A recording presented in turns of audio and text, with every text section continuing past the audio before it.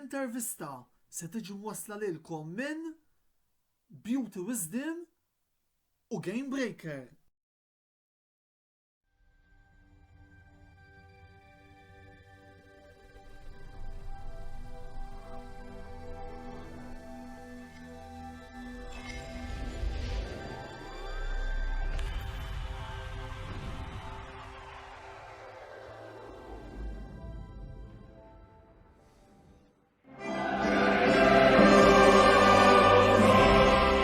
Antonella Bella jisellmilkom u jilqakom għat 58 episodju mis-sensiela l-intervista.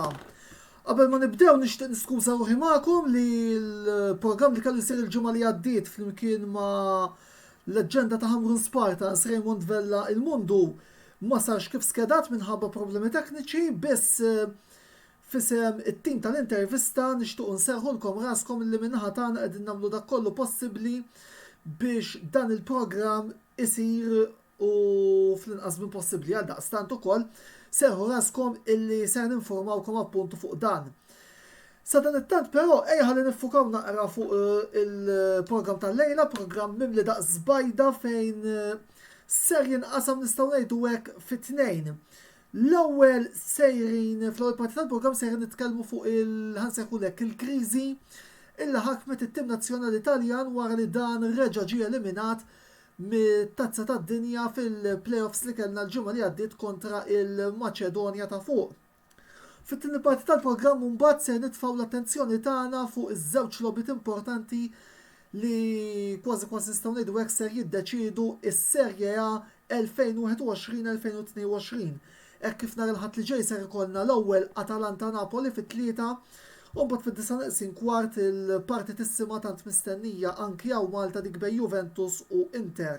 Sfida li ebda tim ma jrid jitlef jekk min irid jidħol u min irid jibqa' fil-ġlieda qareb tal-kampjonat. Għal dan il-għan kif qegħdin taraw illum miegħi fuq il-panel għandna panel ta' tlieta min-nies li huma fuq in-naħa ta' fuq il-lemin għandi lil-Laron Sammut il-PRO ta' Napoli Club Malta. U isfel għanna l-opinjonista Ġenis Briffa u l-viċi editur tal-Kamra Sportiva Mark Xkembri illi sa' minissa nixtieq nirringrazzjom tal-li il-lejla oġobhom jingħaqdu magħna għal dan il-programm. Bilħaq, nfakkarkom ukoll jekk tixtiequ ssaqsu xi domanda lill-membri tal-panel jew tgħidu tagħkom fuq dak kollu li qed jiġi diskuss illejla, intom tistgħu tagħmlu dan billi tħallu il-kummenti tagħkom fis-sezzjoni li għandna marbuta apposta ma' din ix-xandira. Matul il-programm tal-lejla bħas-soltu ser inżommukom ukoll aġġornati fuq dak kollu li jkun qiegħed jiġri fil-Premier League Darts. Il-lejla għandna it-tmien lejl ġewwa Birmingham u bħalissa ir-riżultati li għandna l-Michael Van Gerwen illi tilef 6-2 kontra James Wade fil-waqt li rebbieħ tal-ġimgħa li għaddiet Joe Cullen baqa' sejjer u issa appuntu Gerwin Price bl-iskor ta' 6-3 minn ftit ieħor qegħdin nistennew ukoll li tibda l-logħba bejn Peter Wright u Gary Anderson u mbagħad ikollna raba semifinali bejn Johnny Clayton u Michael Smith bħas-soltu se nżommukom aġġornati fuq dawn il-logħbiet malli jkun hemm bdil ta' l-iskor appuntu. Ġenis, Aaron u Mark. L-għonet merħba fil-program tal-lejla u grazzi tal-li oġobkom tinaqdu maħna. Jena ħassejt illi il-program tal-lum ma stajċ ma nibdiħx billi nidnaddu ftit kummenti fuq dak kollu illi ġara l-ġimgħa li għaddiet bl-eliminazzjoni tal-Italja. U xtaqt illi biex niftħu ftit id-diskussjoni nuħu naqra round fuq ta' l-opinjoni ta'kom dwar din l-eliminazzjoni sa' ċertu punt sorpriża xtaqt nuħu naqra feedback ta' xtaħsbu qabel ma mbagħad nidħlu fid-dettall fuq is-suġġetti in kwistjoni. Nixtieq nuħu round ma nafx min jixtieq jibda minnkom u mbagħad nuħu l-opinjoni ta' l-żewġ membri l-oħra tal-panel. Naħseb li nikkomparaw ma' futbol fil-Ġermanja dak Spanjol u dak Ingliż tara d-differenza. So, irridu jaraw kif ħajamlu nibdew minn clean slate u jibdew kompletament mill-bidu. Madniex fi żmien il-passat glorjus tat-Taljani, iżda jridu jibdew jimxu mal-medda ta' żminijiet u ta' żminijiet fil-preżent. Forsi ngħid kentejjina wkoll l-ħaġa li tajba kulħadd naqbel perfettament ma' sħabi hawnhekk ma' Marku u ma' Ġenis. Meta tħares lura ngħid li r-rebħa fil-Euro ta' ftit xhur ilu kienet eċċezzjoni naħseb għax kif semma tajjeb Mark it-Taljani ilhom mill-2006 ma jmorru tajjeb fil-World Cup, so inqalgħu fl-ewwel round jew saħansitra m'għaddewx.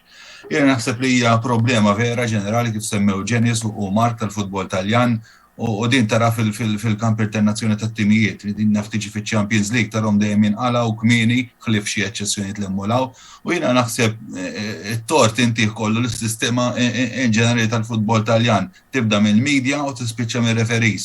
Jiena naħseb li il-plejers Taljani fil-kampjonat Taljan huma protetti żejjed. Dana ma kull darba li jmissuhom bilkemm joqtuhom faul, penalti. Allura daw ħin kollu jifqu. Meta jmorru mbagħad jilagħbu fil-kamp internazzjonali u r-referees iħallu iktar il-logħob għaddej, tinduna mal-ewwel ma jkunux jistgħu jilaħqu mar-ritmu li jkun għaddej. So naħseb dan qed jirrifletti mhux biss fit-timijiet fil-klabs imma kif fin-nazzjonal. Saħansitra daw tilfu mal-Maċedonja u dik naħseb kienet xi ħaġa oħra turi l-preżunzjoni skużi u s-superiority complex li għandhom it-Taljani. Għax da inti kif diġà qatt taħseb li kif ħatilab mal-Portugal meta tfadallek it-tim tal-Maċedonja tilab kontrih. Huwa minnu li l-Maċedonja huma klassifikati inqas fil-rankings, però xorta jafu jtuk logħba fil-verità. Hekk għamlu jiena fakruni ħafna logħob tan-Napoli meta nagħbu tipo kontra xi Kievo jew affarijiet bħal daw, ittihom mbagħad isibulek ballun u tibqa' bih. U hekk ġralhom fil-fatt u sfortunatament spiċċaw inqalgħu. U nkompli fuq xi ħaġa li qalu speċjalment semmi ta' Ġenis. Meta l-FIGC tat permess li t-timijiet biex jwaqfu l-beating tagħhom, kienu biss il-Juventus li ħaddu din l-opportunità. Qisu fl-aħħar żmien għalkemm m'hemm ħadd titolari fit-tim. Però qisu feċ ftit raxta daw li jistgħu jittellaw xi żgħażagħ, issa il-problema tiġi hawn. Li eżempju l-Juventus ħanaqbad plejer wieħed illi probabbilment it-tlieta li intom smajtu jista' jkun li jagħmel tazz tad-dinja li huwa Saul li huwa Arġentin, dan tiġa majjed għal darba darbtejn mat-tim nazzjonali ta' pajjiżu, jilgħab ma' Under 23 tal-Italja u mal-Juventus ma taraħ qatt, jew forsi taraħ ftit minuti li jkunu negliġibbli għal fini tal-logħob. Dan kollu xirrid ngħid. Fil-verità, iż-żgħażagħ Taljani ftit qed jingħataw ċans u l-klabs ma tantx qed jgħinu lilhom infushom. Issa hemmhekk jistgħu jitlu affarijiet bħal finanzi, x'forsi jgħidulek barranin ikunu orħos, Taljani forsi jiġu iktar expensive, nara problema mhux kbira, eterna minn fuq mill-Peniżola naħa fuq sa naħa ta' isfel fl-infrastruttura, għadna naraw infrastruttura tad-dinja tal-1990. U t-Taljani jdu jinsaw ħaġa oħra. Forsi kont iżgħar niftakarhom dejjem jirbħu il-kampjonati Ewropew taħt il-20 sena. Li dak kien ifisser li inti għandek il-bażi tat-tim nazzjonali tiegħek. Niftakar plejers bħal Maldini, infiniti. Il-tim ta' Cesare Maldini biex niftehmu l-vari. Ellhom il-ġurnata daw l-istilel ma domxem. Ma nafx minn naqbad nikkonsidra stilla fit-tim nazzjonali Taljan. U pjuttost naqbel ma li qal-Aron li r-rep tal-Euro hija eċċezzjoni. Smajt kumment sarkastiku li qal l-Italja saru jisom il-Greċja, jirbħu Euro u ma jgħaddux għall-ebda tazza tad-dinja. U veru ekku, għax dartejn eliminati fl-ewwel round 2010-2014 U darbtej barra l-aħħar waħda tal-2018 u din. Ikun iktar riżultat mbagħad gravi jekk issa niġu 4 snin oħra u nerġgħu ma narawhom xejn għax it-tazza tad-dinja se tespandi għal 48 li jiena personalment ma naqbilx magħha ma wara l-opinjoni personali tiegħi. Ġieri l-affarijiet ma tantx jidhru sbieħ. Kif qalet Janice Sajb naħseb irridu jibdew mill-pedament. Issa jekk kien hemm riċetta li fil-passat ta' il-frott, sfortunatament jekk għadet tintuża l-istess riċetta mhix qed tagħti frott fil-dinja tal-futbol li qegħdin ngħixu. Mela, l-ewwel nett jidher li kellna s-soliti problemi tekniċi li dejjem jaqbdu magħna. Niskużaw ruħna ma issa jidher li l-affarijiet issolvew. Grazzi wkoll lil min qed iħalli xi kummenti li kien hemm xi affarijiet imma jidher li issa solvejnihom. Biex immorru lura għad-diskussjoni. Se nsemmalkom klippa qasira li wkoll il-panel diġà għandha il-kummenti li tkellem fuq intervista moddija lil Gazzetta dello Sport nar il-ġimgħa propju l-għada tal-eliminazzjoni l-ex coach ta' Milan u tal-Italja Arrigo Sacchi. Ħalli nisimgħu ftit. U mbagħad naqra round ieħor mingħand il-panel fuq dawn il-kummenti ta' Sacchi. Timijiet ta' żgħażagħ fl-Italja huma mimlija plejers barranin mixtrija isek qed tixtri l-istok tal-ħaxix u tal-frott. Il-klabs huma mimlija dejn. It-timijiet Taljani ilhom ma jirbħu xi ħaġa fl-Ewropa mill-2010. Kien hawn xi ħadd li qal xi ħaġa fuq dan ir-rigward barra mill-Italja jaraw kif ser jagħmlu biex jibnu ċentri federali ħalli jappoġġjaw u jgħinu liż-żgħażagħ jikbru. Aħna le. Għaliex? Mela, Janice, Aaron, nixtieq nisma' naqra tagħkom fuqha. Nibda jien. Viva. Għax di vera edha jiena vera insegwih il-futbol Taljan u sfortunatament kif għadt diġà is-sistema trid tinbidel kollha minn trid tibda minn fuq net.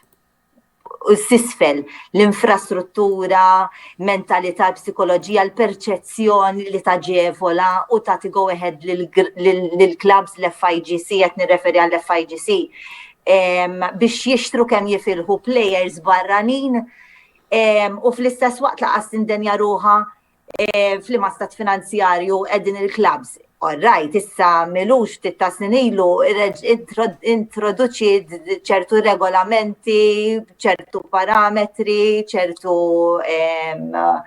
borderlines biex tkun iktar bilanċjata finanzjarjament, pero xorta hemm il-problemi finanzjarji u anka finanzjarji mhux fil-futbol biss imma ġenerali fl-Italja kollha. Dik taffettwa fl-isports ukoll in ġenerali. Imma besides that, hemm xi ħaġa li mhix floka u nistaqsi jekk forsi jkun hemm xi konflitti ta' interess ukoll fuq għall-biċċa tax-xogħol. U verament dawn in-nies jekk vera għad għandhom għal qalbhom il-flok nazzjonali Taljan għandhom iħabbtu ras ma' ras u jitkellmu bejniethom u jwarbu dawn l-intriċċi personali li hemm bejniethom. Issa għalfejn it-tim Taljan għandu ritmu kajman defensiv għall-aħħar li jiraqdek literalment tarhom komparat ma' dak Spanjol, Ġermanis u Ingliż. Fejn it-tim Taljan? Il-klabs nagħti wkoll it-tort lilhom għax nemmen li ma jinvestux biżżejjed fl-akkademji tagħhom. Jiena naħseb il-punto di partenza huwa li il-plejers iż-żgħażagħ trid toħroġhom il-barra mill-Italja ma biex jindukraw, jissawru iktar u jkollhom iktar esperjenza ta' xi tfisser futbol Ewropej. Imma dax it-timijiet Taljani ejja nieħdu sempliċiment it-timijiet il-kbar tal-Italja ma jagħtux ċans liż-żgħar. Ħanħu eżempju wieħed. l-Inter tifel impossibbli tellaw għax il-pubbliku ta' San Siro tantu eżiġenti illi ma l-ewwel żball se jsafrulek. Issa. All right, Mark, x'kont se tgħid? Issa, hawnhekk. Ħoss li Sakki għandu raġun, ma nafx. Hawnhekk għandu raġun għax apparti minn hekk he's an outside observer. Dana għandu esperjenza vasta ta' xi tfisser futbol internazzjonali. Le, eżattament, Ġifieri biex ħareġ dan all out. Ġifieri qegħdin fi stat tal-alarm li sejrin missew il-font, il-qiegħ u jridu jagħmlu xi ħaġa. Jien għalija tinħoloq sistema li dawn il-plejers żgħażagħ iridu joħorġu mill-boots, joħorġu imorru jimirħu u jitalmu, jieħdu l-esperjenza u mbagħad meta tara t-tim Taljan propja Taljan kif għandu jingħaqad daw l-esperjenza l-individwalisti jingħaqdu u jiġu kompatti flimkien bħala tim hemmhekk tara l-essenza ta' xi tfisser tim Taljan. U nemmen ħafna fiha jiena. Mark, x'kont se tgħid? Inti semmejt punt tajjeb ħafna u li indirettament ġa semmejtu. Il-punt iġi fuq it-timijiet il-kbar li m'għandhomx plejers Taljani, dik qed tiġi mirja fuq it-tim nazzjonali x'jiġifieri. Ġeneralment il-Juventus, il-Milan u l-Inter sawa huma tliet timijiet li iktar jiġġieldu għall-unuri u li dejjem ikkompetu f'kompetizzjonijiet Ewropej. Issa, x'inhu jiġri? Plejers minn dawk it-timijiet m'hemmx. X'qed jiġri? Il-coach tat-tim nazzjonali qed imur fuq plejers ta' timijiet, ngħidilhom jien ta' nofs klassifika Taljana. Saħansitra anke Serja B, qed naraw. Jew saħansitra Serja B. Bħal Lucca tal-Pisa u hemm tal-Cremonese wkoll. Hemm Fagioli tal-Cremonese għandhom l-striker tal-Cremonese wkoll u ma nafx hekk għandhomx il-goalkeeper ukoll kan bissib dan sejx ismu. Il-punt tiegħi jiġi hawn. Mela għandek il-kampjonat iġa minnu nnifsu medjokri għax laqqas jattira investiment minn barra. Apparti il-futbol kif qalet Ġenis huwa ħafna minnu kważi l-opi dejqek. Xi kultant anke timti li ninsegwi fuq minn 30 sena, Juventus. Kun hemm ċertu lobbiet tgħid hawn xi nara naħli l-ħin.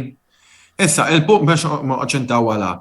Mela inti tiġa inżilna minn nofs klassifika jew Serja B, issa inti laqas għandek it-timijiet ta' fuq qegħdin jirbħu fl-Ewropa jew għal-qas jikkompetu siret in-nies.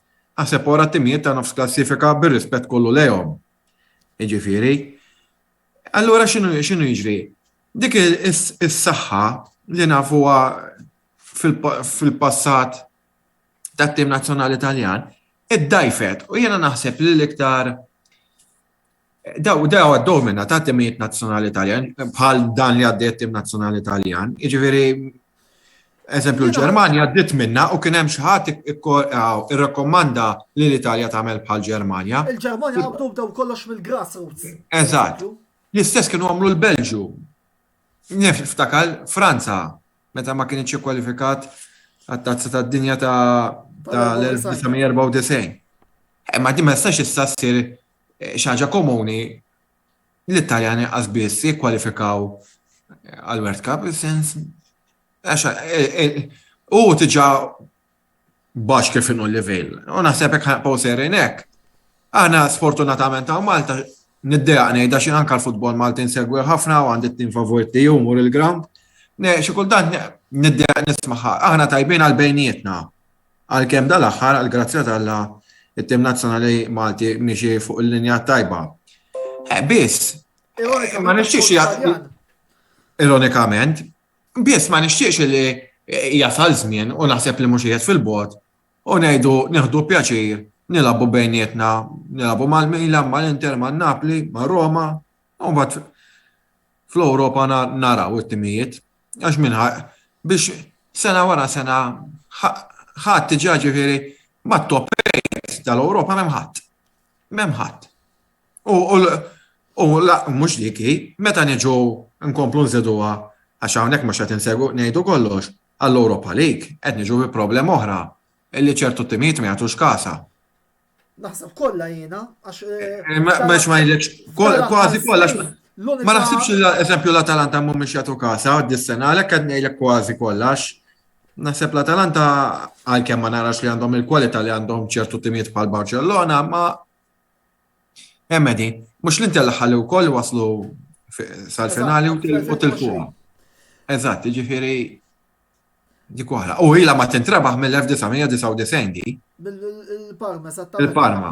Ġiġi l-bieraħ qed nitkellmu. Minix ċerta jekk finanzjarjament hix feasible iktar, Champions League. Jiena naħseb li finanzjarjament l-Ewropa League għalhekk ma jagħtux kasa, għaliex ovvjament it-target huwa dejjem iċ-Champions League. Imma għandek un Ewropew ukoll, jiena għal-inqas hekk inħares lejha, issa ma nafx. Imma finalment il-klabs, għalhekk qed ngħidlek tinbidel il-perċezzjoni.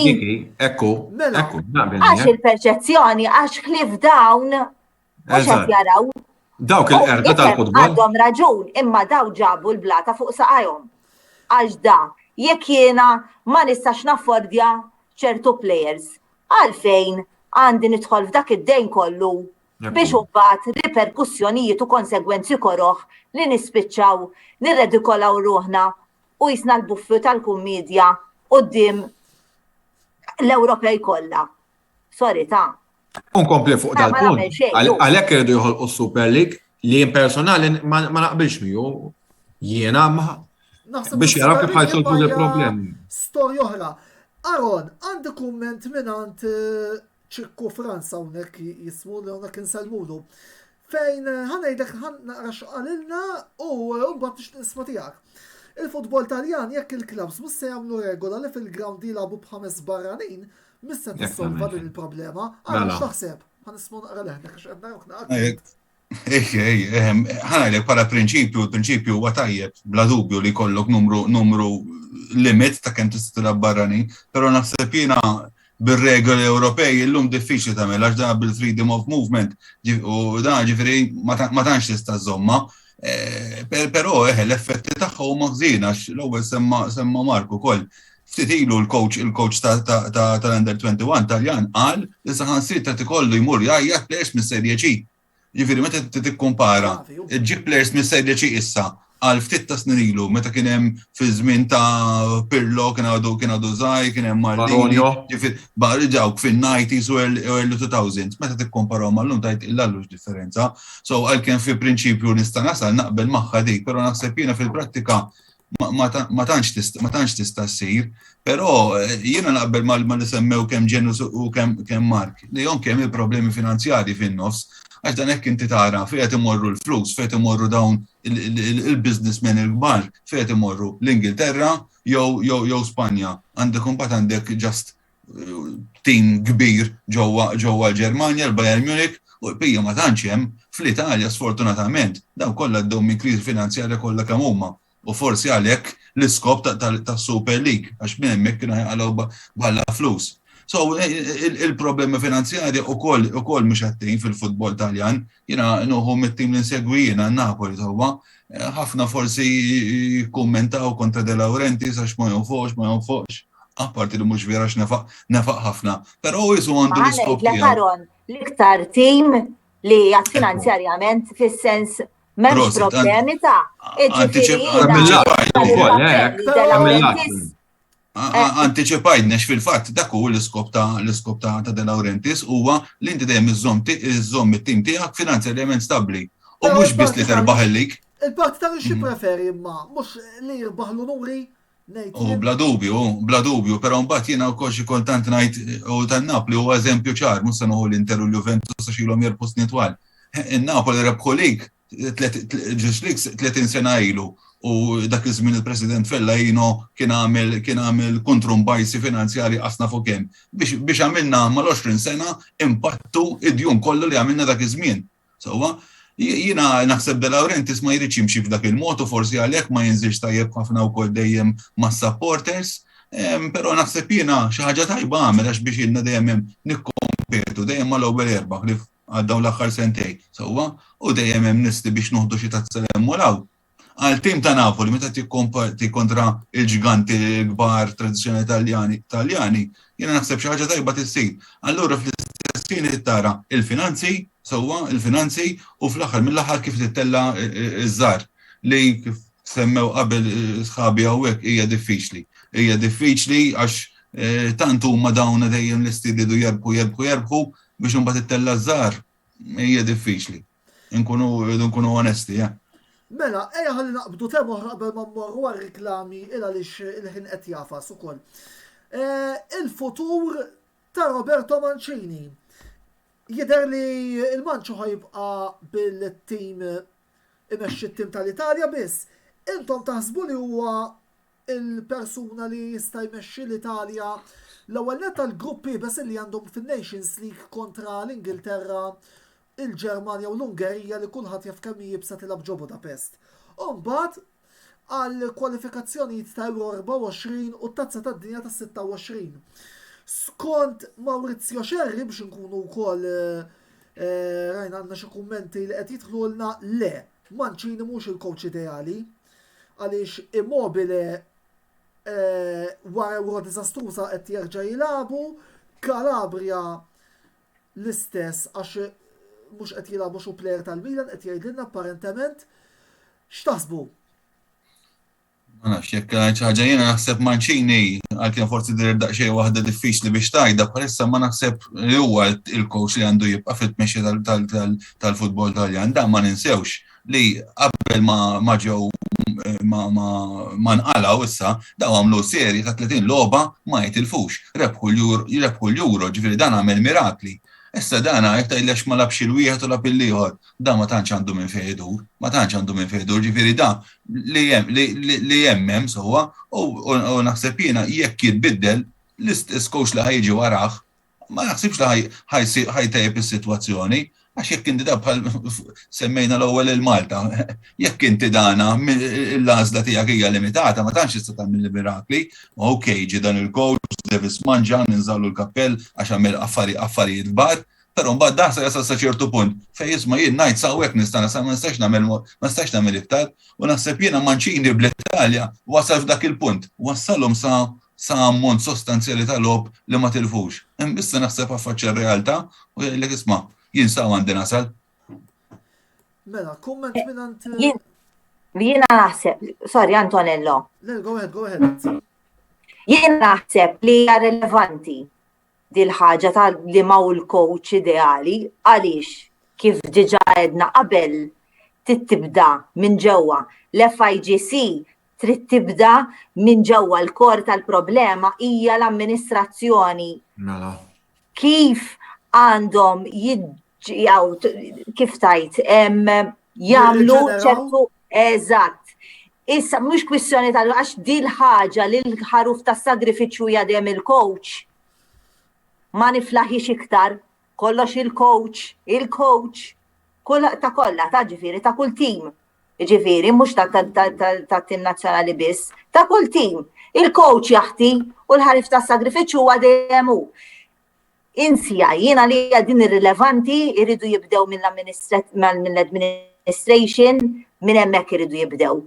Għaliex jekk minn mentalità li ħanibqgħu nikkapparaw is-siġġu u ma narawx l-iktar ħaġa importanti li huwa il-badge, it-tim tal-Italja, l-innu nazzjonali Italjan, maħna se naslu imkien. U jistgħu mhux iġibu l-ikbar coach li tista' tgħid id-dinja bħal Simeone u whatever, għax bħalissa għadni kemm rajt xi ħaġa li l-iktar coach li huwa mħallas fid-dinja irrilevanti minn hemmhekk tibda. Fil-fatt biex nallaċċa mal-kumment tiegħek, ħalli anke mmorru l-kumment konklusiv minn naħa ta' Mark ħalli nagħlqu koll ewwel parti, reġa' issemma l-isem ta' Giancarlo Abete illi kien diġà fil-federazzjoni kien ikoll preżent tal-federazzjoni fil-bidu ta' snin 2010, reġa' daħal fid-dilettanti voldiri guys, qed nerġgħu nirriċiklaw in-nies hawnhekk. Dik il-problema. Mark, inti il-Mancini żommu? Jiena fl-opinjoni tiegħi Mancini m'għandux jaħti, Mancini jekk għandu biċċa drab. Minn dik id-drab irid jaħdem, issa ikunx Mancini, ikunx Conte, ikunx Allegri, ikun Mela, jidher illi wkoll għandna xi problemi. Ikunx Ancelotti qed insemmilek the top 4. Qed tismani? Iva, tajjeb Mark. Ġifieri, l-issue mhix il-persuna, l-issue kif qalet Janice u kif semmejt iktar kmieni, il-problema hija Problema mhux il-persuna. Mela Mark. Jiġi Conte, jiġi Conte jew Allegri. Mhux bli emeriti it-tieni kategorija veru fil-passat kien kampjonat li jitilu ħafna players minnu, imma l-lum ir-realtà hija mod ieħor. Jiġifieri, jiena nemmen li jibqgħu u inti l-ewwel semmejt xi ħaġa Antonello fuq Immobile. Mela, Jiena Immobile mhux jinsemmi, jinsemmi wkoll is-semmih li qed jara l-programm. Max min semmi. Maurizio Scerri. Max min semma Immobile, ma Immobile meta mar ma' Dortmund u meta mar ġo Spanja insejt ma' l-imtim ma' nafx hekk is-Sevilla minix ma' men xejn kbir, forsi Torino wkoll kienu limitati fit-talent tagħhom f'dak it-tim u mal-Lazio ġokan ma li toħorġu minn hemmhekk jibdew il-problemi. L-pont ta' subja fuq Immobile naraw f'Messi bħalissa barra l-ambjent tal-Barcellona ma qabadx irkabtu u biex rebaħu mal-Arġentina hekk. U laqqas mal-Arġentina. Anzi rebaħ il-Koppa Amerika. Li xorta l-Arġentini ma rebaħ xejn ta' barra minna u xumma ta' Forsi għandha nara valur, però l-Koppa Amerika x'intrebħet fil-Brażil. Dik iwa hemmhekk. Mela, grazzi lill-panel morru l-waqfa qasira ta' reklami biss ibqgħu magħna għaliex kif nirritorna lura d-darba nitkellmu fuq il-weekend li ġej tas-Serje A għal daqstant ibqgħu magħna.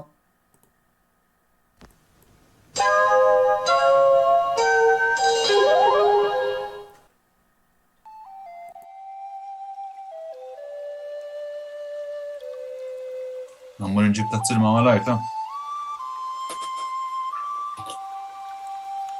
Jiena ħdejja dal ta' t-silma.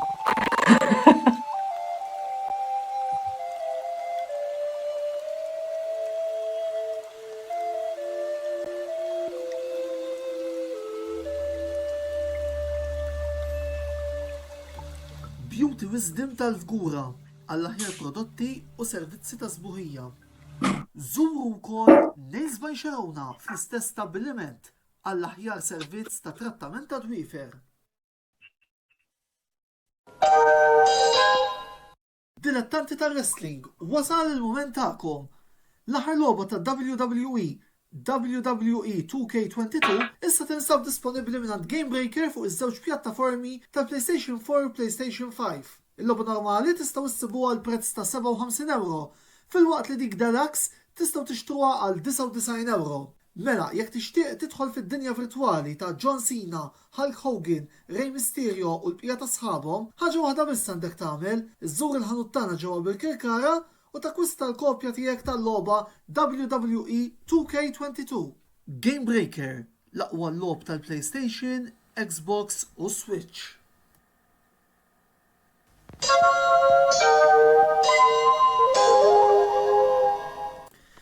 Merħba lura t-tieni parti tal-programm l-intervista, il-produzzjoni ta' diskussjoni sportiva illi t-tim tal-Kamra Sportiva ntellaw kull nhar ta' 5 filgħaxija fejn il-lejla qegħdin nitkellmu dwar żmien delikat illi għaddej minnu l-futbol Taljan sew fuq livell ta' klabs kif ukoll fuq il-livell ta' tim nazzjonali.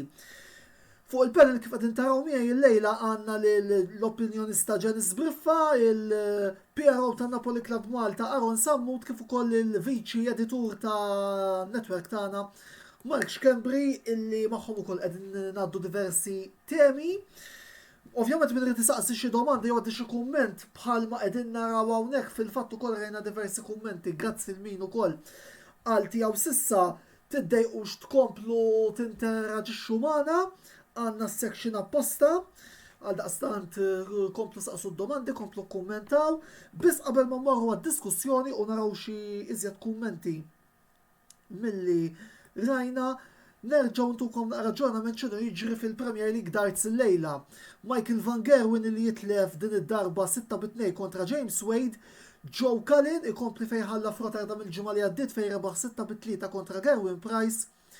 U Peter Wright li rebaħ id-derbi Skoċċiż kontra Gary Anderson bl-iskor ta' 6-5. Bħalissa maddejja wkoll ir-raba' kwarti tal-finali bejn Johnny Clayton u Michael Smith għal-daqstant sissa Wade kontra Cullen hija l-ewwel semifinali, Peter Wright qiegħed jistenna wkoll lil ma' min ser jilgħab appuntu il-semifinali tiegħu.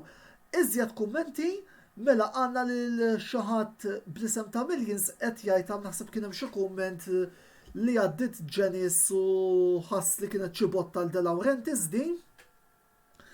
Fil-waqt li għandna l-Xavier Darmanin li qed jgħidilna jiena dħalt issa undu ngħid li qed titkellmu dwar l-Inter la hemm Janice Briffa. Ovvjament fuq l-Inter ser nitkellmu u wkoll fuq il-timijiet l-oħra illi għandna irrappreżentati il-lejla fuq il-panel. Mela fl-ewwel parti tal-programm tkellimna dwar il-kriżi tat-tim nazzjonali, imma issa ġustament nixtieq li niffukaw ftit fuq iż-żewġ konfronti importantissimi li għandna fis-Serje A nhar il-ħadd li ġej li ser ikunu Atalanta-Napoli li ħadd intlab fil-Gevi Stadium ta' Bergamo fit-tlieta u l-konfrontant mistenni bejn Juventus u Inter li ser jintlab fl-Allianz Stadium ta' Turin fid-9:15. U l-ewwel domanda inevitabbli ser tkun fejn se nsaqsi l-tlieta li intom jekk minn dawn il-konfronti u wix ser joħroġ nistgħu nsejħulu hekk l-anti-Milan għal din l-aħħar parti tal-istaġun. Mela, ibda djara għax intom se telagħbu l-ewwel. Let's go. Waħna din it-tieni fil-klassifika. Le, ara, bla dubju, issa fadalt minn lobiet huma importantissimi daw it-tmien lobiet li fadal għax issa tħanna fid-dritta finali. Jekk nista' nibda minn Napoli aħna żgur issa ġejjin tliet lobiet importantissimi kontra tliet timijiet li huma ta' ċertu importanza, l-ewwel waħda dan il-weekend kontra Atalanta, u mbagħad Fiorentina u Roma wara xulxin. So huma naħseb tliet partiti li jistgħu jiddeterminaw jekk kun Napoli issa jkunu hemm biex jisfidaw il-Milan u l-Inter ukoll u ma ninsaqux il-Juventus qegħdin ftit wara biex naraw jekk Napoli mhux vera ħajkunu pretendenti għal dan it-titlu tant mixtieq u tant mistenni. Mela, Mark. Skużani, għax kelli niċċaqlaq ftit għax kelli problema bl-internet jien. Tista' terġa' tirrepeti jekk jogħġbok? Le, bażikament, Mark, ftaħna b'kummenti ġenerali fuq il-lobit ta' tmiem il-ġimgħa fejn qegħdin nistaqsu jekk wara nhar il-ħadd aħna x'ser nkunu nafu min ser ikun l-anti-Milan nistgħu ngħidu hekk. Ifhimni, huma ġiex lobit kruċjali ħafna. Jiġifieri hemmhekk ħanaraw ma ngħidx li ħajnħoloq l-anti-Milan għax it-tlieta ta' fuq narhom li koll għadhom fiċ-ċans u għad baqa' seba' mbagħad wara dan ir-round ikun għad baqa' seba' lobit jekk min issejjer żball. Eżatt. Biss ħajatu naqra iktar indikazzjoni ċara fejn ħajmur ir-rebħ fis-sens jekk in-Napli jirbħu logħba diffiċli ġo Bergamo, ġifieri ħajkunu kontendenti nammaġina sal-aħħar. Qed naraw il-għod jagħmel l-iskonġuri hemmhekk. Jekk, għax għandi dubji kbar, għax ifhimni mal-Atalanta mhix ħaġa faċli. Jekk l-Inter jirbħu ġo Turin, żgur li ħajamlu kuraġġ ta' sur għax daw għandhom dik il-logħba nieqsa li issa tintla fis-27 ta' April u ħajresqhom iktar viċin il-Milan. Jekk jirbaħ it-tim favoriti l-Juventus, jiena neqpa' ngħid li issa troppo tardi. Forsi tavvanza post flok ir-raba' tiġi t-tielet, ma li bdejna nilabuh naqra mhux ħażin, mhux ngħidlek tajjeb mhux ħażin. Min jannar li minn Doġi Vlahovic, għax qassi nitkellem fuq Zakkarijax, għamel logħba jew logħba u nofs weġġa' mhux niddubita fuq tal-affarijiet tekniċi tiegħu, kwalitajiet. Imma l-lik trid tibda tilagħbu mill-ewwel logħba. Issa fuq il-Juventus, tgħid li qed tgħidlek għall-iskaramanzija, inti ma ngħidx hekk għall-iskaramanzija. Għandna domanda fuq Mark. Ġifieri mbagħad mela mbagħad nitkellmu fuq quddiem. Ġenis, l-opinjoni tiegħek fuq il-mod ġenerali li issa fuq iż-żewġ logħbiet nhar il-ħadd.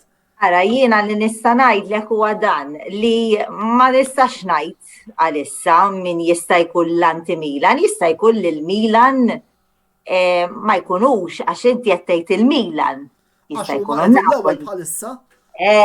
Imma ma jien ma ngħidx lil Milan. Jiena għandi feeling in Napoli, Għandi feeling in Napoli jiena d-darba. Ismani, l-underdogs. Tinkwetawni. Le, ma l-underdogs għarda l-istaġun u ma l-Juventus. Il-Juventus punt warajna. Issa tiġiġ toqgħod tgħidli għax għatfadlilna disa logħbiet, għax għandna disa logħbiet għax kif qal sew għandna dik ta' 27 ta' April f'Bologna.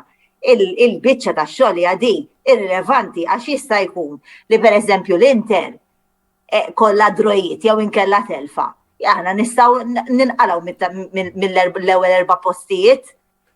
Bħalis ara kull logħba li hemm finalissima għalija. Irrilevanti ġifieri għax jiena ma noqgħodx ngħid għax il-Juventus jew għax il-Napoli jew għax il-Milan jiena mit-tim li ovvjament nissimpatizza miegħu jiena importani tal-aħħar l-Inter. Oh my God, kif jgħidu, 7 punti minn 7 partiti. Li l-Inter jinqalhom mill-4 postijiet, hemm naqra gap kbira bejn ir-4 u l-5 tim. L-Atalanta jġilha tirkupraw logħba però, Dik l-uniku ħaġa li hemm. Ma nistax ngħid. Biex anke nallaċċa mal-kumment li qalet Ġenis fuq il-fatt li mhix qed tara l-Milan favoriti, ma rridux ninsew ukoll illi tlieta mill-aħħar jidirli wkoll il-Milan irridu jmorru jżuru ground li hemmhekk ġa tilfu l-iskudetto darbtejn, qed nirreferu għall-logħba Verona Milan. U ma ninsewx li daw it-tip ta' timijiet li huma fl-aħħar fil-klassifika ma nistgħux we cannot underestimate them ta' għażaw qed jippruvaw jiġġieldu biex jibqgħu Serje A. Eżatt. Il-Verona mhux din l-aħħar. Il-Verona tillejn nofs. Hemm pereżempju l-Inter titilef mal-Cagliari għadha pereżempju. Dik ukoll. Jew dik il-logħba tal-aħħar Fiorentina u l-Juventus għidi l-iktar. Fiorentina għadhom qed jiġġieldu. Fiorentina ma jagħtukx logħba jew. Apparti għadhom qed jiġġieldu għal post fl-Ewropa daw. Għax dirdu nżommu to consideration naħseb. U baqa l-logħba mal-Lazio. Ara jiena għalija kif għattilkom ma nistax ngħid. Ma għax diffiċli għax tant kemm qegħdin viċin xulxin li minni u anka tittara l-fizjonomija tat-tim bħalissa. Per eżempju l-Inter bħalissa. Per idea li nistgħu. Issa titqgħod naqra attent. Imma min jaf. Għax ifhem issa kontra l-Juventus dejjem id-derbi. Fimt ġifieri kulħadd il-qum bl-armi u x'nafjena, fimt ġifieri.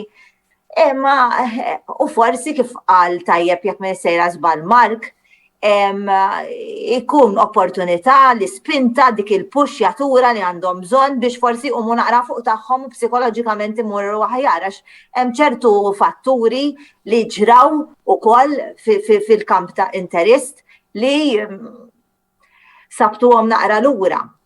U hawnhekk hawn punt li ħadd ma semmieħ minna l-erba' il-punt li ħobb isemmi ħafna Allegri jibża ħafna mill-ewwel logħba wara l-waqfa. Issa ħajkollok players li ġejjin mis-seba' sema x'it-tim nazzjonali tagħhom għadda kwalifikazzjoni tat-tazza tad-dinja, eżempju naqbad il-Juventus hemm Szczesny u McKennie li għalkemm ma labx u mhux ħajlab. Ġifieri timijiet ta' pajjiżhom għaddew. Tittara tim il-players Taljani kif ħajreaġixxu u tittara dawk il-players li labu fis-Sud Amerika bħal ma Vidal għax niftakar rajtu għal wiċċi.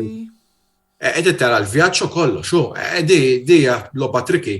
U dan mhux ħajlabu daw ġiex timijiet kbar fis-sens da mhux ħadd taffronta ħar niftakar dar kien hemm xi logħba kienu tilfu kontra tim żgħir ma nafx ċerti li kien hemm dik il-polemika meta Intom, Mark, nżiltu ġo Napli u kelkom tilabu minn Sud Amerikan. Mela, dik mhux problema oħra tittilab b'nofs team minn 5 players. Problema oħra diku. Mis-serħi l-istatika mhux ħadd terġa' tiġrija u nhar il-ħadd fil-għaxija. Aron, ħalli issa nitkellmu naqra fuq il-logħba tagħkom ġala darba anki wkoll kif ġaċċennajna ħadd tilabu intom l-ewwel. Il-bilanċ attwali kontra Atalanta, Inter, Juventus u Milan għal dan l-istaġun qed jaqra 2 rebħiet, 2 ġrajiet u 3 telfiet. U 3 telfiet, skużawni. Barra minn hekk storikament nafu kemm Napoli ibatu ħafna meta tiġi xi logħba deċiżiva fejn ir-riżultat mhux dejjem jasal. Kemm se jkun importanti li nhar il-ħadd iddawru din it-tendenza, tirbħu kontra l-Atalanta li nafu fil-Gavis kemm kapaċi jagħtu logħba lil kulħadd u żommu l-pass tal-Milan. Iva, dis-sena ma tantx kien hemm tendenza tajba f'daw il-partiti l-kbar, speċjalment meta konna home minn daw it-tliet telfiet li semmejt. Tnejn minnhom ġew home kontra Atalanta u kontra l-Milan, ironikament fejn suppost hija fortizza tan-Napoli, però dis-sena anke mat-timiet iż-żgħar batejna, fil-fatt lifna kontra Empoli u kontra Spezia home. So jiena naħseb il-fatt li ħana away, naħseb ironikament naħseb tista' tkun favorina. L-isfortuna hi li għal din il-logħba importantissima ħajkonna żewġ pedin importanti barra, għad ngħid għall-Osimhen li ħadd tieni karta safra il-logħba li għaddiet u għalli ma nagħtix ġudizzju għax jixtawilu ma ħalli dik issa għaddiet u għandna r-Ramani wkoll li għad bil-karta safra ġifier mhux se jilgħab. U parti minn hekk weġġa Di Lorenzo, so ħajkollu jilgħab xi jew Malkwi jew Zanoli, dik għadha mhix deċiża. Però xorta waħda ma naqtax qalbi, għax naħseb jiena Napoli wara li tlifna kontra l-Milan home kienet pjuttost kienet sorpriża l-mod kif kienu sejrin l-affarijiet, però mbagħad erbaħna żewġ logħbiet. Waħda kontra Verona li l-kol nafu kemm jagħtuna hard time u erbaħna kontra Udinese wkoll. So it-tim għadu hemm irreaġixxa tajjeb ħafna, ma tantx hija xi ħaġa normali għan Napoli li jkun għadaw ir-tip ta' reazzjonijiet, però ir-reazzjoni kienet hemm u jiena naħseb nkun qalbi qawwija biex inġibu riżultat pożittiv kontra l-Atalanta. Għax imbagħad kif semmejt qabel għandna ġiex logħbiet oħrajn importanti u ma ninsewx semmejni ftit ilu li l-aħħar ġiex logħbiet tan-Napoli huma kontra Genoa u kontra Spezia. Żewġ timijiet li qegħdin involuti 100% fil-żona ta' relegazzjoni. So naħseb dawk jaf ikunu żewġ logħbiet iktar tqal mill-din kontra l-Atalanta nhar il-ħadd. Ovvjament, waħda li tiegħu mbagħad is-sitwazzjoni ta' klassifika ta' dawk it-timijiet Mhux hekk. se jkunu bla ma ninsew li qed nieħdu l-Ġenova jidher li blessin għalkemm naħseb għal dik il-logħba ħafna xi jintqal. Ejja ħalli issa nitkellmu naqra fuq il-logħba Juventus Inter ta' nhar il-ħadd. Fejn jiena nħoss li se tkun logħba importanti ħafna għat-taqtija tal-Scudetto. Mark, ħanibda bik l-Juventus se tkunu home. Massimiliano Allegri qiegħed jgħid li għadkom il-bot mill-ġlieda l-Scudetto, imma meta tqis li d-distakk attwali huwa ta' 7 punti. Temmen li rebħa tista' tdaħħalkom fil-kredu? Ara, jiena naħseb illi Allegri ġifieri ngħid qed jipprova ma jitfax pressjoni żejda fuq il-players.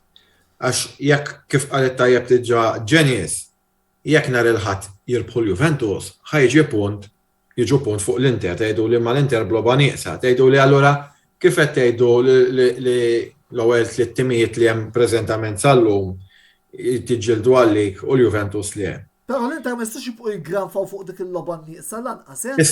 Issa, però jiena naqa' xettiku għax baqa' ġiex logħbiet li huma triki għal-Juventus biex ngħidlek jekk mhux ħajġildu għalik, plus li l-Juventus mhumiex qegħdin jiġġieldu għalik mal-Inter, jiġġieldu għalik mal-Inter, mal-Milan u man-Napoli, ġieri daw. Kieku tgħidlek jiġġieldu kontra tim wieħed tgħidlek jista' jfalli xi logħba, ma daw it-tlieta ta' fuq ħajfallu u meta titqis li sar konfronti diretti kontrihom kollha ddew u l-ġiex logħbiet li qed ibeżżawni tal-Juventus huma home mal-Lazio.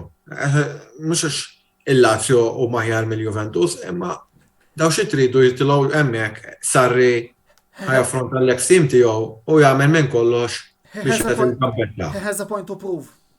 Plus, kif qalet tajjeb Ġenis, meta tmur ġo Firenze rajnihom fil-Koppa Talja li Juventus li ma kienx go, serju kien out to go, li ma nafx minn fejn qala fl-aħħar minn sekondi.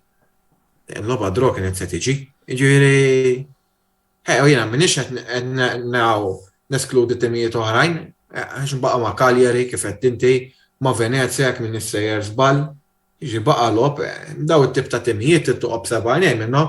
Nafu l-Juventus ġat tilfuhom dis-sena ħafna punti sfortunatament intilfu ma' timijiet żgħar. U di hawnhekk niġi għal punt illi il-Juventus fl-aħħar sentejn kemm is-sena u kemm dis-sena sfortunatament intilfu miżibilju punti kontra timijiet ta' nofs klassifika l-isfel, l-isfel tilhom ta' danni għax li kiekum qar ma tilfux eżempju dik il-logħba mal-Empoli. Fakkruni, kien hemm xi draw ieħor ma' xi tim. Kieku daw din il-fuq. Ma' Sassuolo tliftu wkoll. Ma' Sassuolo wkoll. Ġifieri kien jgħidu dawk il-ġiex logħbiet biss. Diġà 6 punti, dawk is-6 punti dru ma' Torino. Ġa għandek 7 punti, dawk is-7 punti kieku jitras imbras mal-Milan. Missa, jiena n-nut li ġener il-ħadd jien ma nafx se jiġri fil-logħba, jalla jirpu l-Juventus bħala Juventin. Imma nut li l-Juventus jirpu l-Inter u mbagħad jiġu l-logħba ta' wara u jfallu l-ek minn sersbal mal-Cagliari, jew xi logħba li tkun mbagħad. Issa ħadd m'għandu skuża mit-timijiet il-kbar li għax hemm plejers li jdu jilagħbu matul il-ġimgħa, issa l-kampjonat ġib mod veru ekwivalenti fis-sens illi kulħadd ħajkollu ġimgħa mistrieħ ta' hemm perjodu ta' logħba tal-Koppa Talja fejn huma involuti imma xorta t-timijiet kollha il-Juventus, il-Milan u l-Inter u ħajkun hemm il-Fiorentina fis-semifinali tal-Koppa Talja. Dak qed ngħidu 19 April. Eżatt, ġieri meqbija ħadd m'għandu skużi. Issa rridu naraw wkoll f'dan l-istadju. Ħansasik domanda Mark li qed issemmi l-kwistjoni ta' ħadd m'għandu skużi. Ovvjament fil-free sew Ġenis u sewwarhom li tidħlu wkoll jekk tħossu l-bżonn. Allura, smajna dal-aħħar ħana l-laċċa l-Ġenis ukoll fuq għad il-biċċa tax-xogħol tal-iskużi u skużi. Smajna dal-aħħar anke lill-coach ta' Milan, Stefano Pioli, il-mintax il-kalendarju x'il-logħba tal-Ballonja da ma ħarġitx. Ma taħsibx li minkejja kollox Mark, isu qed jipprova jiggranfa ma' xi skuża minkejja l-fatt li t-tim tiegħu qiegħed l-ewwel bħalissa. Ifhimni. Xogħlu bħala coach u li kemm jista' jkun ma jwaqqax il-pressjoni fuq il-plejers tiegħu kif kien jagħmel tajjeb ħafna Mourinho. Kien jipprova jara kif se jgħaddiha fuq dak u fuq l-ieħor. Jiena fuq Pioli u fuq il-Milan in ġenerali, jiena ma ngħidx l-anti-Milan hekk kif diġà qalulek daw għax minkejja li għaddej il-mumenti tajjeb jien il-Milan veru qed jirbħu dak il-lob tal-wieħed b'xejn li ma l-opja fi wasseka reb ta' kampjonat. Bħalma kien ġara fi żmien Capello. Ma ftit li xejn impressjonaw, Ftit li xejn qed impressjonaw. Jiena dik hija question mark. Għalhekk jiena mbagħad meta ċajta dak bliskam anzi jiena ngħid jekk in-Napli tilfu dal-lig, mejja kulpa jridu jgħidu meta f'Diċembru tilfu dak il-lob ma' timmijiet iż-żgħar. Jiena li hija skużi li għalhekk Pioli għaliex jiena between the lines nista' ngħid li da diġà jaf li psikoloġikament u fiżikament mhumiex attrezzati biex jirpu l-iskudetto. Jien hekk naħseb onestament hekk naħseb jiena. Għax jiena biex coach jiġi jgħid dal-kliem. Jekk tal-Milan jixtieq jirribatti li naf li hawn min qed isegwi ju partitar tal-Milan go ahead. Jiena naqbel u ma naqbilx magħkom u vera, forsi mhux strutturati u kollox. Ħadd ispiċċa ħaġa nisħabba l-interrompejta. Le, ma interrompejtnix, jiena just komplejt ma' Mark għax naqbel miegħu fis-sens li biex joħroġ statement ta' dik il-kwalità meta jkun leader fil-klassifika minflok jibboostja il-moral tal-players u l-moral tal-ultras jiena li hija jiddanneġġa psikoloġikament, jiġifieri jagħti x'tifhem il-dawk li jista' li ikun hemm ġew kien ċertu dubji li jiena anqalhom li fil-verità u kif qal tajjeb Mark, il-prestazzjonijiet tal-Milan mhumiex stravaganti li tajt. Wow, taf kif il-miljor partite tal-istaġun lanqas xejn.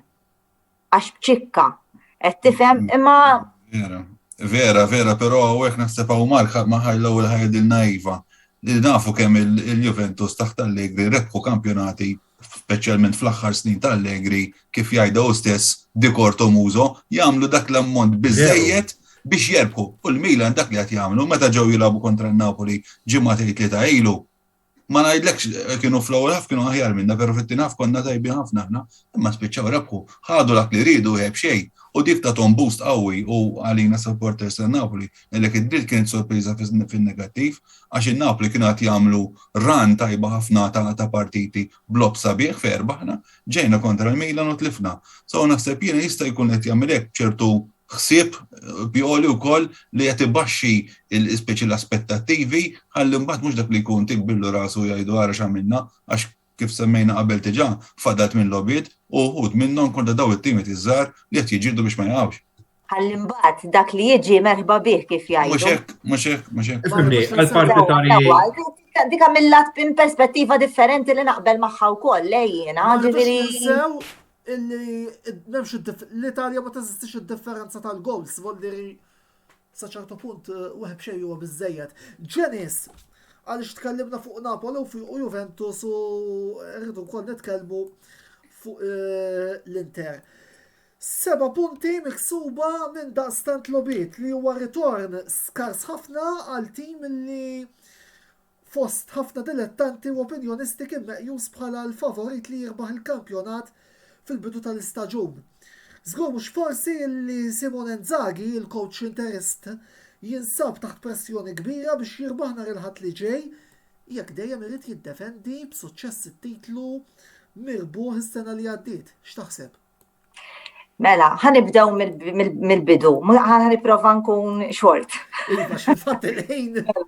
Ħanibdew billi ngħidu li prima faċe l-Inter minkejja li bdew il-kampjonat mingħajr żewġ plejers kruċjali Lukaku u Hakimi, xorta bdew jiġibu l-punti aktar minn timijiet l-oħra. L-oħra li kienu bderu pjuttost kellhom futbol iktar kajman mhumiex inkonsistenti, etc. Għamlu ġimgħat infira wkoll jilagħbu kull 3 u 4 tiem għajja, injuries u ngħidu kif inhi pankina m'għandhomx il-livell. Ġifieri biex jimlew l-ispazju tal-first 11, pereżempju kellhom il-Brozovic, Barella, De Vrij, Bastoni kienu barra. Minax sospit, minax binġeri, ħassew nuqqas tagħhom u l-prestazzjoni, ma ninsewx li Eriksen ukoll, l-assenza ta' Eriksen fil-ground, issa kellna il-waqfa nazzjonali li tagħmel differenza ukoll, tinsix li kellna xar players aħna fl-azzjoni fit-tim interist, kollha fl-azzjoni fit-tim nazzjonali rispettivi tagħhom, ġifieri tagħmel qabli forsi tonħoloq differenza. Għandhom l-aktar ħaġa importanti nieqsa fil-fema tiegħi dak il-punta li ssibu dejjem fil-kaxxa u jassisti l-sħabu. Xogħol Lukaku nħass ħafna u l-finalization hija jiddispeċini ngħid f'Roma totali fjakka wisq. So ma nafx il-moral tal-plejers m'għadux huwa li bħalma kien qabel.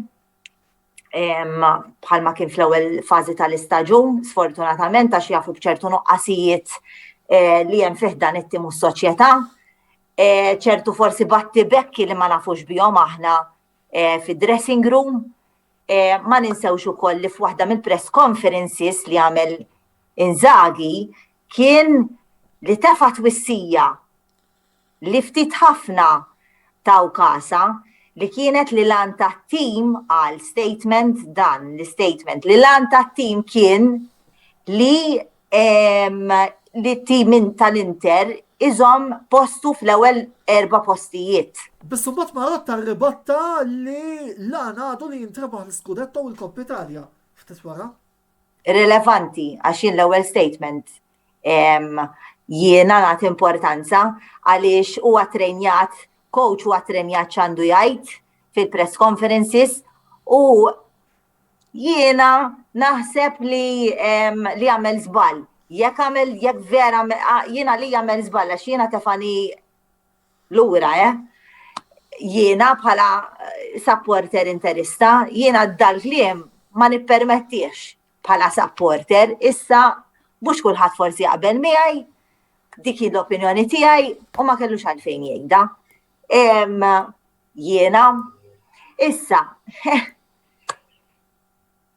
li nista' ngħid huwa f'dak il-kumment naħseb li lan tas-soċjetà issa din nerġa' ngħid opinjoni tiegħi jalla li forsi sejra żbaljata u nirkullik sewwa u naħseb li lan tas-soċjetà huwa dak li primarjament huwa li nibqgħu fl-4 postijiet. Issa li jiġi mbagħad merħba bih. Tistati każ ukoll l-avversarji tiegħek. Trasferimenti li saru, bħal pereżempju Juventus għamlu akkwist fenomenali għalija Vlahovic li daħħal Blendja kexxu magħhom jisu ilu jilgħab magħhom minn Zemzem dan. Ma għamlu deċiżjoni oħra tajba wara. Li ma jżommu fil-Dybala. Dybala tissemma mal-Inter. Dik hija deċiżjoni tajba x'il-Juventus ħafna jgegru Dybala tissemma mal-Atletico Madrid issa. Mal-Barcellona. Per eżempju Ġenis. Bl-inġeris li għandu. Il-Juventus. Aħjar iġibilna xi ħadd għadu frisk taf kif. Il-Juventus jiġu kritikati li fl-aħħar 3 edizzjoni ta' Champions League inqalgħu dejjem fir-round tal-aħħar 16 ma' timijiet inferjuri. Veru. Imma meta marru iduru fuq Dybala li suppost kien il-plejer li ħafna ħasbu li ħew fideh it-tim fuq spallejh. Jiena għalija fissi u no, falla bil-kbir. U naqbel ma' Riva bene bli għamen. Għax injuries galore. Fissi u no, ir-responsabilta qatt ma ntrefet. Reċentament inħolqot polemika fid-dressing room tal-Juventus jum ta' permess mit-training, ma nafx x'kellu x'jambieħ. Ilu kien ilu ma jilab żmien, bir-rispett kollu leħ, iktar tajjeb joqgħod influencer, mhux qed niddubita mill-kwalitajiet tekniċi, għax tara jilab meta jkun hija tal-inqas f'siktu huwa plejer tajjeb. Imma minix ħanqablu mal-10 li huwa l-10 li ħafna tal-ġenerazzjoni tiegħi jiftakru Del Piero, jew saħansitra Tevez, kumparazzjoni Tevez nhar il-ħadd ħajkun il-Juventus Stadium jara l-logħba. U xi ħaġa oħra li ħadd ma tisemmi li biex ħireġ il-lejla hija li sfortunatament il-COVID fl-Ewropa reġa' qed jiżdied. U hekk qed tinnutaw dal-aħħar reġgħet ikun ħafna players bil-COVID. Li dik taf ħatilhablek logħba oħra, ma tkarti ieħor minn issa sal-aħħar. Dal-kampjonat ta' fal-minu sabiħ għal-minu għannotru, jgħidlek għara għandek 3 timijiet, jekk irid inkludi l-Juventus forsi 4, jgħidlek l-iktar bilanċjat. Jgħidlek l-iktar kampjonat bilanċjat mill-2002. ħafna qed jinkluduhom Ma nafx fuq il-Juventus.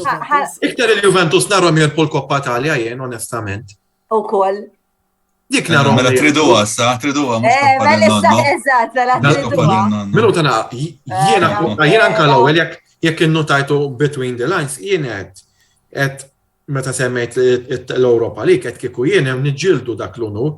U jiena s-sena l-oħra ħadd pjaċir l-Juventus rebħu Super Cup u l-Koppa Italja. Jiena qatt meċċejn fuq għax il-Super Cup u l-Koppa Italja. U dis-sena rrid iktar minn qatt qabel għax kieku jkun 11 il-kampjonat konsekuttiv li jiġu unur, għax jekk mhux ħadd tiġi l-ebda tazza li nara l-Koppa Italja biss forsi tista' tiġi, jkun l-ewwel season minn wara Janeri li ħad jispiċċaw bid-0 titoli. Kif iħobbu jaru Mourinho. Isma' Antonello, jiena biex nagħlaq l-analiżi għax il-mistoqsija tiegħek, għax għamilt isni round up tal-affarijiet, imma l-analiżi wara din l-analiżi rridu nkunu realistiċi prattikament bħala interisti. U ma naħsibx li Inzaghi biss għandu l-pressjoni, għax inti saqsejni għandu l-pressjoni Inzaghi, ma naħsibx li Inzaghi biss għandu l-pressjoni. Din insewa li l-coach biss għandu l-pressjoni, iżda naħseb kulħadd. It-tim kollu, s-soċjetà kollha. U ma naħsibx li ebda coach għandu jkun kif għadna il-ħaruf ta' sagrifiċċju fiha dawn is-sitwazzjonijiet kollha.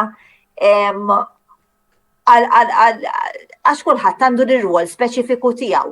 Jinsab taħt pressjoni għall-logħba kontra l-Juventus. Min ma jkunx taħt pressjoni kontra l-Juventus? Hello, mhux ovvja. Anki fid-dawl tas-sitwazzjoni fil-klassifika fejn prattikament telfa nar il-ħadd taqta' barra. Iżgur titfana lura dana, imma mhux se nilagħbu kontra Bubaqra ta' insa, ġifieri. Rispett kollu lejn nista' Bubaqra. Eżatt, insellmilhom minn hawnhekk għax jiġu minni wkoll. Imma dawn l-aħħar mill-logħbiet huma finali għall-4 timijiet mhux għall-interbist, ġifieri, għall-4 li huma, ġifieri il-bqija ma nistax ngħid li Inzaghi jinsab taħt pressjoni, ovvja li jinsab taħt pressjoni, imma naħseb jiena mhux Inzaghi biss jinsab taħt pressjoni. Insa. Aron, wasal iż-żmien illi bħalma nagħmlu kull meta jkollna xi supporter club fil-programm tagħna nieħdu l-aħħar aħbarijiet minn Napoli Club Malta. Għaldaqstant tista' nħallilek il-mikrofonu biex taġġornana fuq x'inhu għaddej bħalissa fil-klabb tagħkom jekk jogħġbok. Iva, dis-sena fil-fatt hija 30 sena mitwaqqif tal-klabb tagħna, u għalina bħala klabb żgħir kolli ngħid dan huwa suċċess kbir li wasalna saw, u ma jfissirx li wasalna saw u għatmim, anzi, il-klabba tikompli jikber, dal-istaġun investejna fil-klabb, fil-premises tagħna, fej ġibna sistema ġdida ta' projection, irranġajna ċertu affarijiet internament, anke ta' struttura, il-kumitat baqa' għaddej jaħdem ħabriki ma waqafna xejn, tqajna online fi żmien tal-COVID, so bqajna għaddejjin. Il-numru ta' membri grazzja tal-Alla baqgħu jiżdiedu wkoll fejn anke ta' żmien qed noħorġu it-tessera dak il-ħin tista' tgħid once li jiġi xi ħadd il-klabb noħorġulu t-tessera dak il-ħin. So jiena naħseb li bħala klabb għalkemm aħna klabb żgħir ma ninsiex ukoll dis-sena ġie jżurna Hugo Maradona li sfortunatament ftit tal-ġimgħat wara ħallina b'mod sorpriża, kienet għalina kien xokk għax ftit tal-jiem qabel kien qiegħed magħna. Però il-klabb għadu għaddej b'saħħtu jekk Alla jrid. Forsi biħsibna nagħmlu xi affarijiet biex niċċelebraw din 30 sena ta' twaqqif tal-klabb tagħna. U nħarsu l-qoddim biex inkomplu nikbru, il-supporters ġew ħabrika dis-sena, kellna li kienet ġieħol ħafna, u nisperaw li komplu. Aħna l-klabb tagħna huwa l-Mosta, il-Mosta, triq il-Fortizza, l-Mosta, s-senna hemmhekk għal-numru ta' snin. Fil-premises hemm dak kollu li hemm bżonn, il-faċilitiet li hemm bżonn, ritratti ta' plejers antiki ta' Napoli, plejers ġodda, għandna rokna fejn għamilna niċċa ta' Maradona bħal-mem ġo Napoli stess, u għamilna ċertu mementos ta' Maradona. U naħseb jiena namlu nistaw fil-ċokontana u minnaw biex forsi nagħlaq nixtieq nirringrazzja bil-kbir. U għandna ovvjament li l-membri kollha li jiġu jattendu biex ġarhom, imma speċjalment l-sponsors tagħna li kull meta kellna bżonnhom dejjem sibnihom u mhux tal-li anki ġew min jeddhom biex jgħinuna. So minn hawn nixtieq nirringrazzjahom għax żgur li mingħajrhom ma nkunx nistgħu immexxu nagħmlu l-attivitajiet li nagħmlu. Mela, l-aħħar domanda naħseb li hija domanda li ħansejħilek domanda ta' ċirkostanza f'dawn il-programmi. Nixtieq illi il-3 membri tal-panel jekk joġobhom ituna il-previżjoni tagħhom eżin kif taħsbu se jispiċċaw il-logħbiet. Atalanta Napoli u Juventus Inter. Ovvjament jibdaw għana xinna fl jibdaw kmini. Jikompli marka xil-Juve se jilagħbu l-logħba ta' filgħaxija home u tagħlaq ġenis. Aħna n-Naplitani magħrufin ħafna l-iskaramanzija, so ħanaqbiżilek din id-domanda fuq Atalanta Napoli, imma kieku r-riżultat ta' Juventus Inter xi wieħed ikun laqgħu wieħed għalina.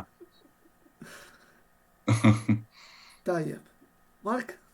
Għakemm mhumiex il-favoriti tiegħi, u jien teġa tajthomlok privatament iktar minn illum. Nsostnihom issa pubblikament, jiġifieri, jiena naħseb illi l-Atalanta u n-Napoli jiġu 2-2 għax nara logħba ta' ġiex timijiet li jiskurja ħafna ma jikkonċedu xi ftit ukoll. Juventus Inter, nemmen li l-Juventus jirbħu l-logħba imma ma jirbħux il-lig. Ġifieri tkun logħba li jirbħu ajwa, jiġu mal-ewwel erba' ajwa, imma mhux għax ħajrbħu l-lig. Għax għandi dubji kbar l-onetta x'jagħmel nofs team. Dik hija problema oħra li qed jaffaċċjaw il-Juventus, b'nofs team qed jilagħbu. Ġifieri titteqbad jilgħab bl-istess players. U barra minn hekk jiena kważi iżjed nibża għax ma l-Inter konvint li l-Juventus ħajqumu, imma iżjed imbagħad nibża meta mmorru ewwej mal-Fiorentina bi Vlahovic jilgħab hemm. tkun l-aħħar logħba. Jaf kont ġammer buħum mitlu fil-lik ta' ġifieri ta' dakinhar, ġifieri ma nafx se jiġri sa 22 ta' Mejju millum, imma jiena dak x'naħseb jien. Ġenis. Ara jiena naħseb li Atalanta Napoli partitissima oħra għadhom kemm ġejjin jekk min issejra żball mal-Bologna 1-0 rebħu u x'vera. Mal-Udinese. Mal-Udinese irridu għaddew għall-kwarti tal-finali kont fl-Europa League. Sorry, għall-Atalanta kont tajt, sorry. Għal-Napli aħna rbaħna mill-Udinese. Eżatt, għaddew għall-kwarti tal-finali ma' Leipzig, qed jagħmlu prestazzjonijiet jiena joġbuni ħafna u jekk iridu jipparteċipaw għaċ-Champions League, issu ċans. U jridu rebħa bil-forsi, ġifieri nemmen li ħajġu 1-0. Issa, Juventus Inter jiena dejjem ma tantx għaddejjem minn żmien sabiħ l-Inter nipprova inkun pożittiva minn dru għal rebħa.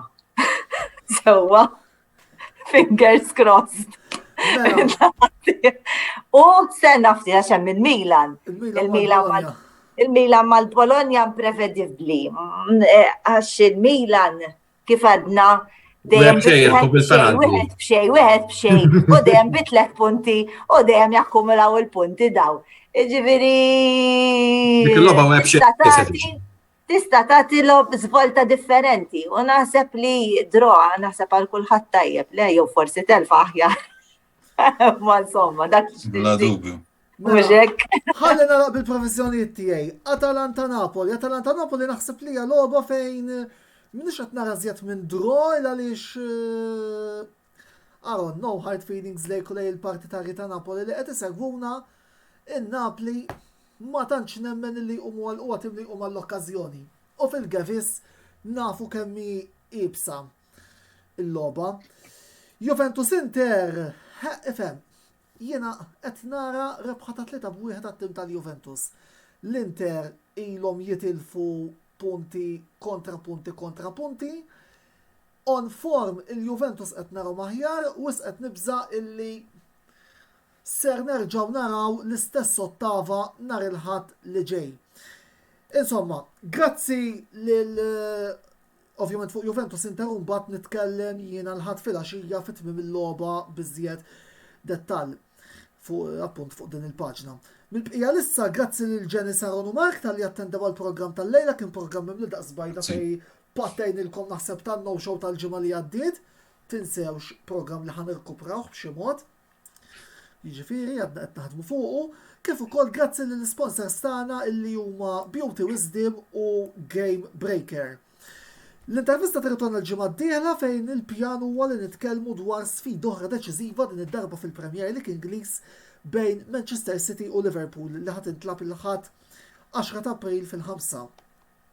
Fit-tmiem il-ġimgħa li ġej il-Kamra Sportiva parti il-post match ta' Juventus Inter ser nkunu qed inkopru bħas-soltu diversi kampjonati li aħna nsegwu li wkoll il-korrispondenti tagħna James Hyde u Wayne McAuliffe ser ikunu qegħdin ukoll jaġġornawna fuqhom, kif ukoll ħajkun hemm żewġ Players Championships oħra tad-darts f'Barnsley kif ukoll il-Grand Prix tal-Arġentina tal-MotoGP illi t-telqa prinċipali titlaq il-ħadd fil-8 u naraw naqa kwarta raro jirnexxilux jirbaħ it-tieni tiġrija jew naraw li l-Pecco Bagnaia iqum il-mewt u jagħti l-ewwel rebħa lid-Ducati. Mela ftit ieħor sa madwar si oħra dan il-programm ser ikun ukoll fuq l-istazzjon uffiċjali tagħna fuq YouTube fejn inħeġġitkom illi titħlu u tafsu subscribe ħalli ma titilfu ebda mill-kontenut li qed intellaw fuq l-istazzjon uffiċjali tagħna fosthom il-programmi kollha tal-intervista li kellna sissa u diversi videologs li konna relatati mal-futbol u mal-Formula 1 matul nintellaw kol b'mod kostanti. Insomma, naħseb għallum żammejtkom biżejjed ħbib tiegħi. Grazzi jekk irnexxilkom issegwuna mill-bidu sal-aħħar, kellna programm mimli u nirringrazzjakom mill-ġdid tal-li naqattu magħna. Sakemm nerġgħu niltaqgħu l-programm ieħor nhar il-ħamis li ġej, jien Antonello Bela ma tfadal xejn ngħidilkom ħlief il-lejl it-tajjeb. Saħħit.